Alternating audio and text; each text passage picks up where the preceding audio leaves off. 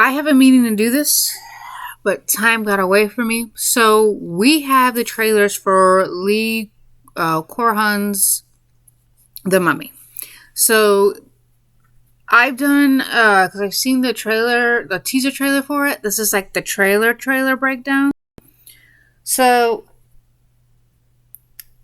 Katie, like I said before in like my predictions for the last one I did, was taken, and I was thinking perhaps she was used as some, ritual for the Egyptian occult and things of that nature. It looks like Katie had been missing for 8 years. So either she was taken at the age of 6 or the age of 8. So that means if 8 years pass, she's either between the ages of 14 and 16 years old. And Katie is not looking good. She looks deformed. She looks mummified. She had been in a 300-year-old sarcophagus, an Egyptian sarcophagus, all right? So in ancient Egypt, like any ancient civilizations, they have had their own, magic, witchcraft, occult. Every culture has had their own, occult, things, occult groups. And Egyptian is no joke. They have their stuff. They are believed to be despite times of old, they were believed to be the most advanced. And they were advanced. They were able to use certain resources that we would deem useless, but they turned it into gold. Literally. Well, this is not like the Mummy from the late 30s, 40s when movies started to come out in black and white. This is not the 1998 The Mummy. This is not the 2017 The Mummy. This is more nit-gritty, down to the horror aspect. That in the early ages when the movies were coming out, they could only get a grasp of it. This is how it needs to be. So apparently Katie was not the only victim of being abducted and possibly put in this predicament. Apparently there were 53, possibly 58. I can't remember if it was 53 or 58. I think it was 58. So 58 little girls were taken too. When the father had asked how many survived, it didn't say. But it seems like Katie was not supposed to be found. According to whoever found her, she was supposed to remain buried. So from it looks like it looked like The Exorcist and Evil Dead had a baby and we got Katie. So it looks like Katie's obviously possessed by whatever Egyptian spirit it could be. It could be Set, it could be a Motep, I don't know. It could be something that has not a god or an entity, a deity that has not been portrayed in any Egyptian horror mummy movie that we Americans have made or anyone else has made. Who knows?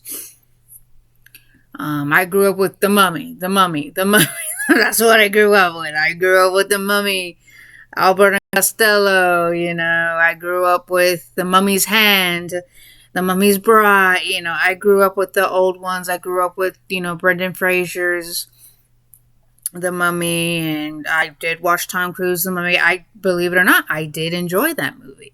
Not many people did. I did enjoy it. That movie was supposed to kickstart. Well, originally it was supposed to be Dracula until they were supposed to kickstart the Dark Universe, which they were going to bring back everyone. Dr. Jekyll, Mr. Hyde, Phantom of the Opera, the Invisible Man, the Wolf Man. They were supposed to. That was the original goal. Dracula, was supposed to start it. That didn't happen. The Mummy was supposed to jumpstart it, and it didn't work out. So we never got the Dark Universe. So in this movie, it seems that Katie is possessed. It looks like whatever she is possessed by. So there's two things. She's either possessed by the main entity, or the director took a page from Sinners. Now, I'm going to admit, I've never watched Sinners. I know a lot about it, but I've never watched it. I know a lot of people out there are going to say, that's blasphemy. But I don't have an interest in watching Sinners, most likely because It came out, if I remember correctly, early 2025. Late 2024, Christmas Day, well, a little after Christmas Day, I got to watch Nosferatu. And I did do a review on Nosferatu, and I was not happy with the way Nosferatu was executed. I didn't like that. Also, I will admit, prior to seeing Nosferatu, I saw Five Nights at Freddy's. And Five Nights at Freddy's had a teaser for Sinners. Then the full trailer for Sinners came out when I saw Nosferatu. So when I saw the first trailer from Five Nights at Freddy's 2, I was like, okay, it's either demons or vampires. I doubt it's going to be zombies, but that would be cool to see zombies in that time period, especially in Louisiana, where a lot of stuff. Or this is just vampires and demons. It would have been cool to see a bog witch who has a beef with the town, is coming out for revenge, and has brought the dead back to life. Since there's a lot of, hoodoo, voodoo, dark stuff, in the South, especially Louisiana. Because, go back into the history books and look at the dark times during the time of that predates Civil War. A lot of people who were sort of, brought here were from Haiti, were from the Caribbean, were from that. And they brought over their deities, their magic, their, power. And of course, it, comes here. Dark times. And yeah, they were indeed dark times. I'm not going to explain what the dark times I meant, but you can Google it. So that's what I thought at first. But I was like, oh, watch it be demons and watch it be vampires. Lo and behold, it was vampires. So I will admit I was very vampired out. It was also happened to be the same year that the season 2 of Interview with a Vampire had come out. So I had finished that, loved that. Nosferatu came, I was very disappointed. And then with Sinners, it was just like, even when I learned more about Sinners, it wasn't enough for me to watch it. I will admit it eventually got kind of annoying because everyone would talk about it. You would say, oh, it's the greatest movie. Oh, they're giving it here.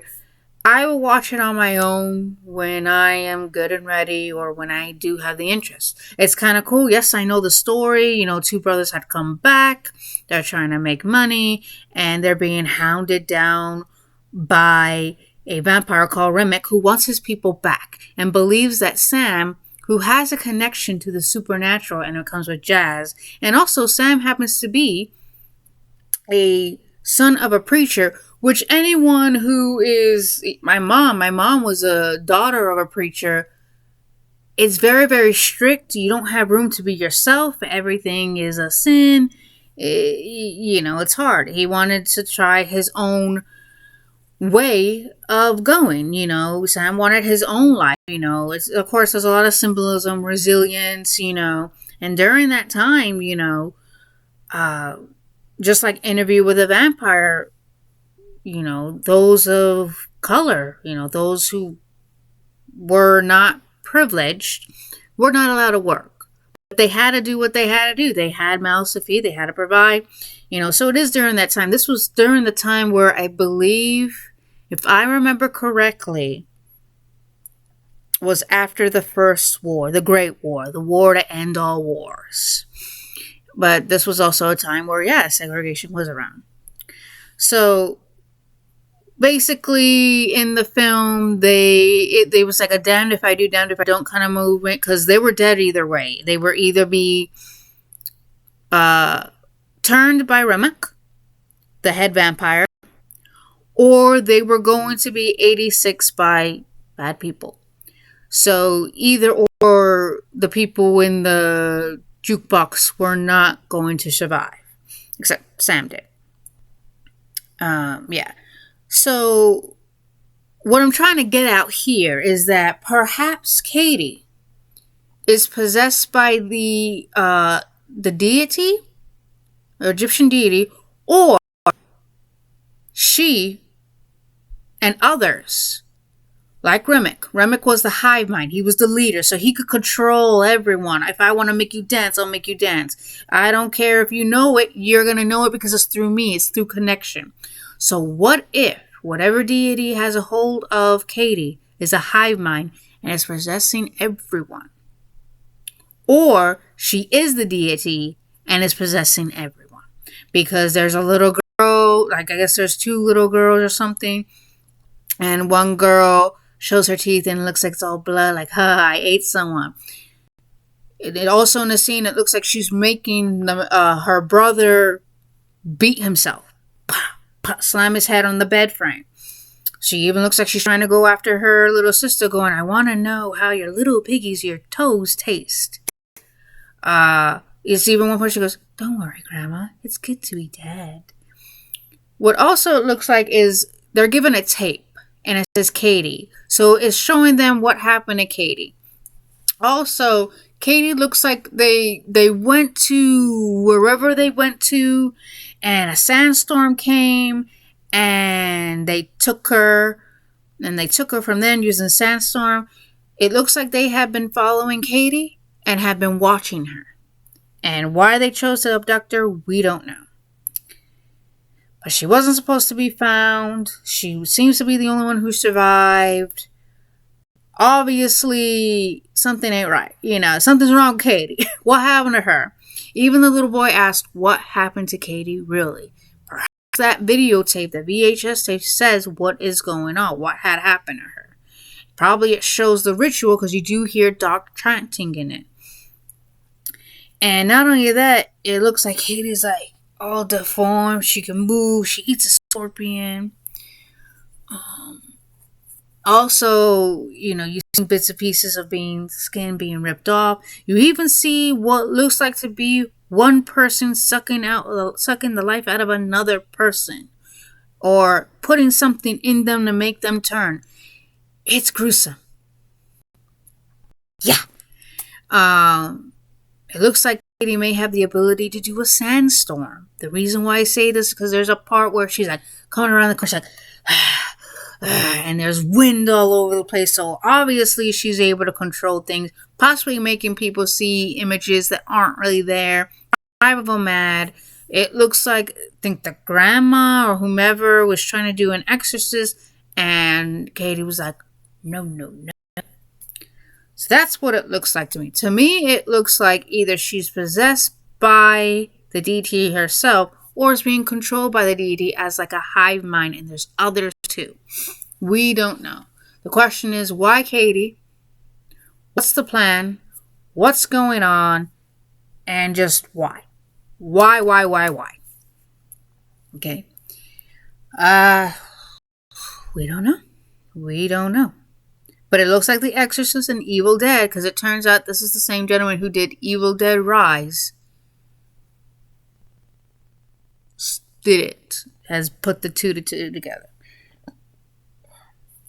We don't know. It looks like the family is just like, and not only that, when they find her, the doctor says, no sudden movements, no sudden sound. Take your time, things like that. Is he part of it? What happened? It just doesn't make any sense. If anything, no. Maybe it's the sarcophagus itself. Now, there was a book I read back in the day. It's a children's book called The Magnificent Mummy Maker. It's a good book. It's a sad book, but it's a good book. Now, the young man in the book finds himself often competing with his stepbrother. His mother had passed away. His father had remarried a woman who had a child from that previous marriage. And in that marriage they had a baby named Winks. That's the only person I remember. The baby was Winks. This young man loved Winks, loved his baby sister Winks, loved her to death. He couldn't stand the stepbrother because he was better than him, smarter than him. And the stepbrother would always get praise, and the father would tell him, you need to be more like a stepbrother. Ask him to help you. You're not doing well in school, help him out. Things of that nature. One day, on a school trip, he and his friend decide to go into an Egyptian exhibit that's not open to the public just yet. So they sneak into it. And it turns out there is a female mummy in one of the sarcophaguses. Now, no, this is not a horror story. This is not a horror. It sounds like a horror story, but it's not a horror story. So they snuck into the exhibit where the female mummy was. And the young man puts his hands on the sarcophagus of where the mummy is. And he says he feels a surge of energy from this female mummy. And he at one point in his art class creates a piece of the mummy, just a exact replica of the mummy, just by paper and stuff like that. People are like, he did this? What the heck? It turns out the mummy's name, Ka, if I remember correctly. It was a long time ago. And Ka has the ability to grant wishes. 3 wishes. And the reason why he knows is because the friend needed to do a science fair project. There was a science fair happening, and the friend wanted to do something of the mummy. And as he was researching, how to mummify a hamster, yeah, the friend was weird, but he meant well. He was telling his best friend, her name is Ka, she can grant wishes. You have a connection to her, blah, blah, blah. So keep that in mind. It's a child's book. It's a story. What if the entity is trapped in the sarcophagus, right? And Katie was put in that sarcophagus to absorb the essence, the soul, the power of that. Just like the little boy was able to absorb some of the energy from this mummy from the book. What is the same thing for this mummy in a movie, The Mummy? Now that's just me. That's just me. I don't know. What do you guys think? Let me know in the comments section of what you guys think.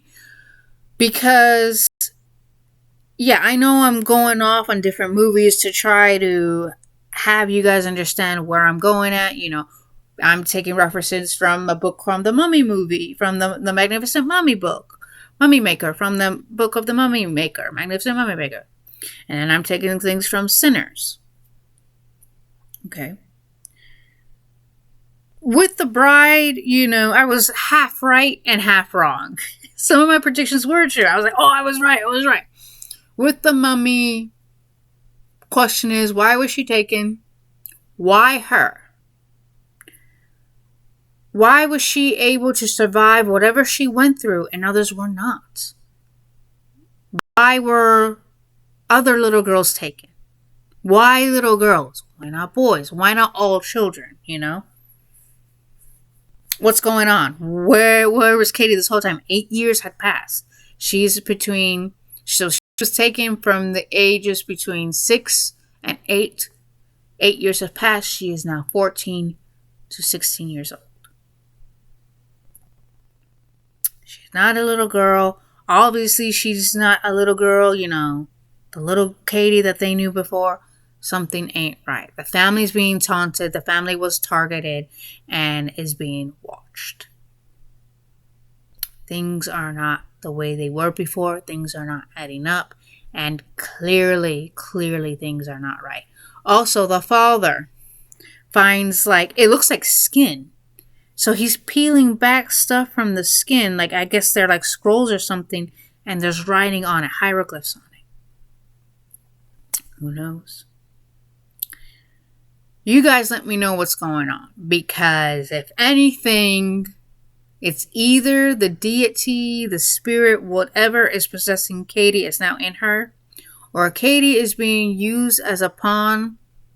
Like remmock used the other vampires to do his bidding because he was a hive mind. Or if you want Stranger Things, you have the Mind Flayer, who was the hive mind, Mind Flayer, the hive mind, and goes this Stranger Things, Dungeons and Dragons reference. There you go.